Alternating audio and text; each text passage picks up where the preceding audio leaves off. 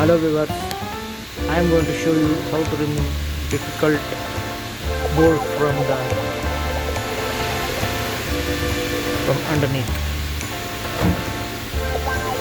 So I am using Create 13.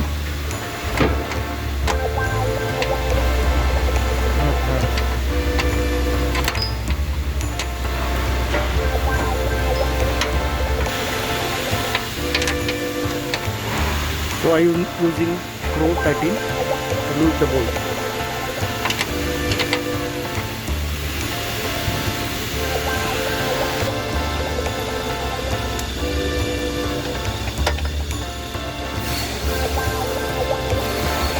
So you can see it's very easy to remove.